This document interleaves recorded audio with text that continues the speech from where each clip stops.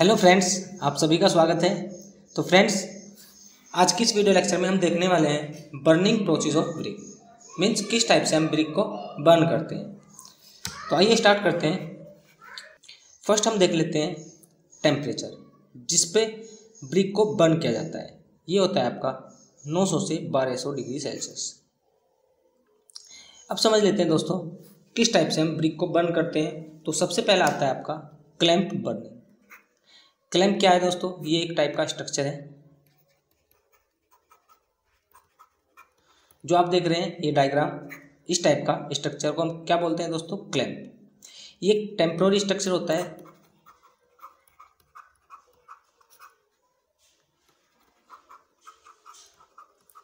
Means इसको हम सिर्फ एक सीजन के लिए यूज करते हैं।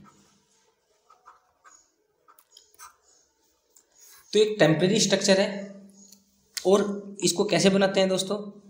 ये आपका इस टाइप का होता है। इसमें आपका हम ग्रेडियंट देते हैं और यहाँ पर आप देख रहे हैं फर्स्ट जो लेयर होगी उसको बोलेंगे हम फ्यूल लेयर। उसके बाद हम लगाएंगे दोस्तों ब्रिक की लेयर और इस टाइप से हम टॉप जो इसकी लेयर होगी उस पर हम लगाएंगे दोस्तों फ्यूल। मीन्स इसको हम लास्ट में फ्यूल की लेयर से कवर कर देंगे। और यहाँ पर जो फ्यूल होता है ये कैसा होता है? फ्यूल ये आपका होता है जो भी आपका लोकल अवेलेबल फ्यूल होता है उसको हम यहाँ पर यूज करते हैं। लोकल अवेलेबल फ्यूल का मतलब क्या है? लोकल अवेलेबल फ्यूल का मतलब क्या है दोस्तों? जैसे कि आपका काउडर, वेजिटेशन मैटर,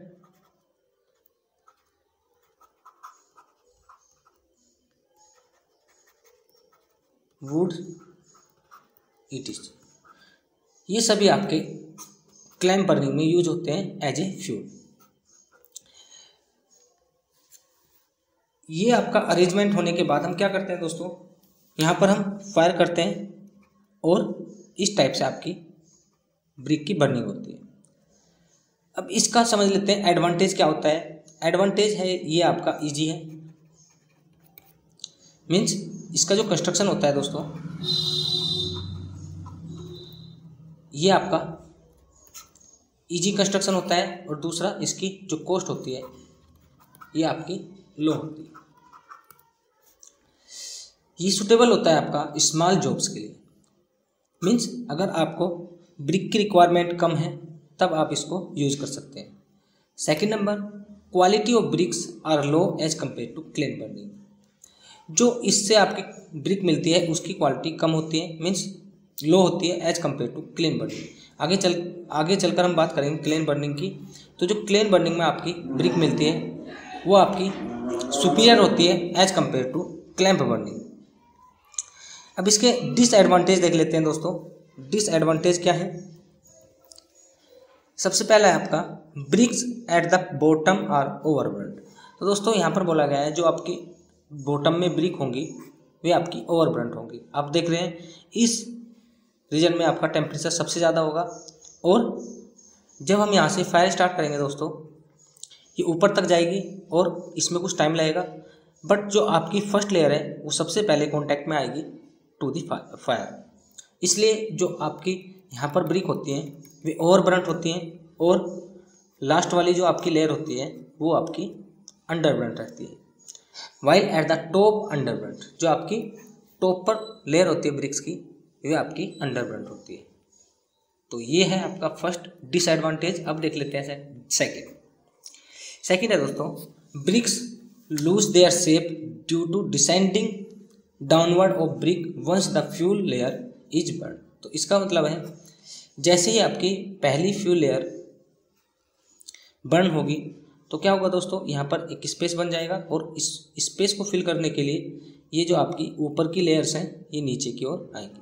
जिससे क्या होगा दोस्तों, आपस में टकराएंगे और वे अपनी शेप को लॉस्ट कर देंगे। ये मतलब होता है सेकंड पॉइंट का। अब हम समझ लेते हैं दोस्तों थर्ड पॉइंट। आप देख रहे हैं दोस्तों ये एक टेम्पोररी स्ट्रक्चर है एंड इस पर कोई भी आपकी रूफ नहीं होती है। तो क्या होगा दोस्तों, इसको हम मानसून सीजन में यूज़ नहीं करेंगे।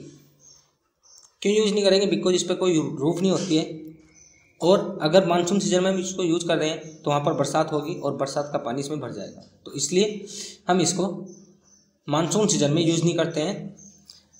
आगे चलते हैं, आगे हम देखेंगे दोस्तों क्लेन बर्निंग। तो ये है आपका क्लेन बर्निंग। क्लेन बर्निंग को हम दो टाइप से क्लासीफाई करते हैं, एक आपका होता है इंटरमीडिएट क्लेन, एक होता है आपका कंटिन्यूअस क्लेन। तो आइए सभी को देख लेते हैं। तो सबसे पहले हम देखेंगे इंटरमीडिएट क्लेन। तो इंटरमीडिएट क्लेन क्या होता है? In such kiln only one process can take place at the one time. तो इसका मतलब है दोस्तों, इस क्लेन में आपका एक प्रोसेस ही हम यूज करते हैं एक टाइम के लिए। अब ये प्रोसेस क्या होते हैं? ये प्रोसेस होते हैं आपके लोडिंग, अनलोडिंग और कूलिंग। मीन्स पहले हम ब्रिक को लोड करेंगे, जो आपकी 2 ब्रिक्स होंगी, ड्राइंग के बाद उसको हम पहले क्लीन में लोड करेंगे, देन उसको बर्न करेंगे और उसके बाद वो कूल होगा एंड देन उसकी हम अनलोडिंग करेंगे। तो ये प्रोसेस होता है आपका। तीनों प्रोसेस इंपॉर्टेंट है, बट जो इंटरमीडिएट क्लेन में होता है दोस्तों, उसमें एक टाइम पे हम एक ही प्रोसेस को ले सकते हैं। इंटरमीडिएट क्लेन फर्दर 2 टाइप का होता है दोस्तों। फर्स्ट है आपका अप रोड इंटरमीडिएट क्लेन, जो कि आपका मोर इफिशिएंट होता है as compared to down road intermediate kiln. तो ये था हमारा इंटरमीडिएट। अब देख लेते हैं हम कंटिन्यूअस टाइप का। तो जो कंटिन्यूअस टाइप है, जैसे कि नाम से ही पता चल रहा है दोस्तों, ये कंटिन्यूअस वर्क करेगा। All process take place at one time. इसका मतलब है दोस्तों, सभी प्रोसेस जो आपके इसमें इन्वॉल्व होते हैं उनको हम एक साथ यूज कर सकते हैं। मीन्स हम लोडिंग भी एक साथ करेंगे, अनलोडिंग और कूलिंग भी एक साथ करेंगे। तो इसमें आपका जो टाइम लगता है वो बहुत कम लगता है as compared to intermediate kiln. इसको भी हम 2 टाइप से क्लासीफाई करते हैं। फर्स्ट होता है आपका बुल ट्रेंच और सेकंड होता है आपका होपमैन क्लेन। तो जो आपका बुल ट्रेंच होता है, इसको समझ लेते हैं। यहाँ से दोस्तों आपका बहुत ही कम क्वेश्चन बनते हैं। जो क्वेश्चन बनते हैं मैंने वो सभी इन्वॉल्व किए यहाँ पर। तो जो आपका फर्स्ट है bull trench kiln, it is a underground structure. तो जो ये होता है आपका बुल ट्रेंच क्लेन, ये कैसा स्ट्रक्चर होता है दोस्तों? अंडरग्राउंड। मीन्स इसको हम अंडरग्राउंड बनाते हैं, जमीन से नीचे। इसका ड्रॉबैक क्या है दोस्तों? इसका ड्रॉबैक है इसमें कोई भी आपकी परमानेंट रूफ नहीं होती है। तो इसको हम मानसून सीजन में यूज़ नहीं करते। क्यों यूज़ नहीं करते? बिकॉज मानसून सीजन में आपका बरसात होगी और इस पर कोई भी परमानेंट रूफ नहीं है, तो इसमें आपका जो रेन वाटर है वो भर जाएगा और इसका जो वर्किंग है वो स्टॉप हो जाएगा। तो ये था आपका बुल ट्रेंच। अब देखते हैं हम होपमैन क्लेन। तो होपमैन क्लेन क्या होता है दोस्तों? ये आपका इसके अपोजिट होता है। मीन्स इस पर आपकी परमानेंट रूफ होती है और ये आपका ग्राउंड के ऊपर बनाया जाता है। तो ये है आपका होपमैन क्लेन। अब देखते हैं दोस्तों इन दोनों में comparison between bull trench and Hopman. ये इंपॉर्टेंट है आपका, बिकॉज यहाँ से आपका मेंस में क्वेश्चन बन सकता है। तो आपको ये सभी पॉइंट लिखने होंगे। Number of item bull trench and Hopman. तो सबसे हम पहले देखते हैं बर्निंग कैपेसिटी। तो बर्निंग कैपेसिटी अगर बात करते हैं बुल ट्रेंच की, तो ये आपका 3 लाख ब्रिक्स देता है इन 12 डेज, और होपमैन आपका about 40 lakh in 1 season. Means एक सीजन में 40 लाख और ये आपका 3 लाख इन 12 डेज। कॉस्ट ऑफ फ्यूल, अगर हम फ्यूल की कॉस्ट की बात करते हैं, तो जो आपका बुल ट्रेंच होता है दोस्तों, उसमें आपका हाई होता है। अब ये हाई क्यों होता है? इसमें आपका जो फ्यूल का कंजप्शन है वो ज़्यादा होता है एज कम्पेयर टू होपमैन के लिए, और जो होपमैन होता है उसमें आपका लो होता है। ड्राइंग स्पेस बुल ट्रेंच में आपका ज़्यादा होता है। मीन्स इसमें इट रिक्वायर मोर स्पेस, और होपमैन में आपका लेस होता है। इनिशियल कॉस्ट मीन्स ओवरऑल जो इसकी कॉस्ट होती है बनाने की, वो किसकी ज़्यादा होती है दोस्तों? ये आपकी होती है होपमैन क्लेन की, और बुल ट्रेंच की आपकी ज़्यादा होती है, कम होती है। नेचर, ये आपका सेमी कंटिन्यूअस है, इसको हम मानसून सीजन में यूज़ नहीं करते हैं। Because of lack of permanent roof. और होफमैन आपका फुली कंटिन्यूअस है, इसमें आपकी परमानेंट रूफ होती है। लास्ट, क्वालिटी ऑफ ब्रिक्स, जो आपकी ब्रिक्स मिलती है उनकी क्वालिटी के बारे में बात करेंगे यहाँ पर। तो जो आपका बुल ट्रेंच है दोस्तों, उससे जो ब्रिक निकलती है उसकी क्वालिटी कम होती है, means percentage of good quality bricks are small as compared to Hoffmann के लिए। तो होफमैन में आपका ज़्यादा अच्छी ईट मिलती है आपको, और बुल ट्रेंच में आपका जो क्वालिटी होती है ब्रिक्स की वो कम होती है।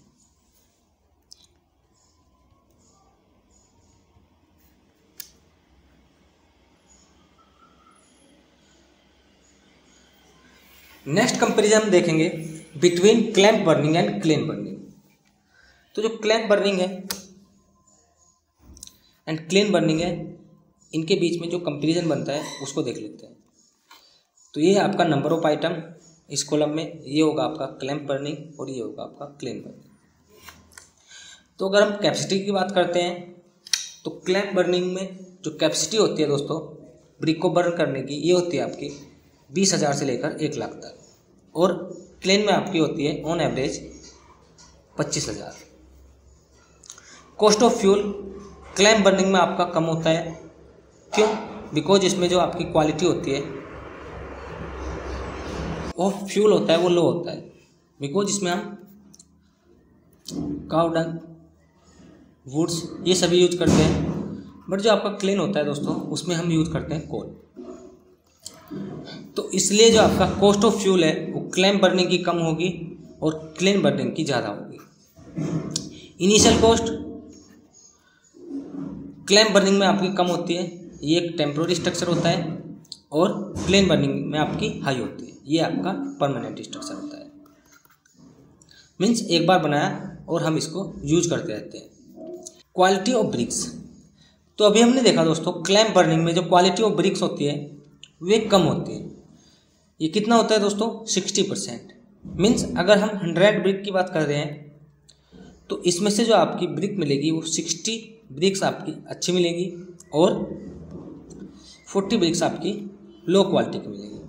बट जो क्लेन बर्निंग होती है उसकी होती है आपकी 90% एक्यूरेसी। मीन्स जो आपकी गुड क्वालिटी ब्रिक होती है वो कितनी मिलती है? 90%। नेक्स्ट पॉइंट है दोस्तों स्किल्ड सुपरविजन। तो आपका जो क्लैंप बर्निंग होता है वो सिंपल टाइप का होता है, उसमें कोई भी स्किल सुपरविजन की रिक्वायरमेंट नहीं होती है। बट क्लेन बर्निंग में आपके स्किल सुपरविजन की रिक्वायरमेंट होती है। Second last structure clamp burning एक टाइप का टेम्पोररी स्ट्रक्चर है, वाइल क्लेन बर्निंग एक परमानेंट स्ट्रक्चर। स्टेबिलिटी देखते हैं दोस्तों, स्टेबिलिटी है आपकी clamp burning for small scale और क्लेन बर्निंग आपका होता है for large scale. Time of burning and cooling, means burning और कूलिंग में जितना टाइम लगता है, क्लैंप बर्निंग में आपका ये टाइम होता है 2 से 6 मंथ का। और अगर हम क्लेन बर्निंग की बात करते हैं तो इसमें जो बर्निंग पीरियड होता है ये होता है आपका 24 आवर्स और कूलिंग पीरियड होता है 12 डेज। तो ये था दोस्तों comparison between clamp burning and kiln burning. Next video में हम देखेंगे दोस्तों इम्पोर्टेंस ब्रिक्स के बारे में और उनकी प्रॉपर्टीज़। तो अगर आपको वीडियो अच्छा लगा है तो प्लीज़ हमारी वीडियो को लाइक कीजिए और शेयर कीजिए। मिलते हैं नेक्स्ट वीडियो में। Thank you for watching.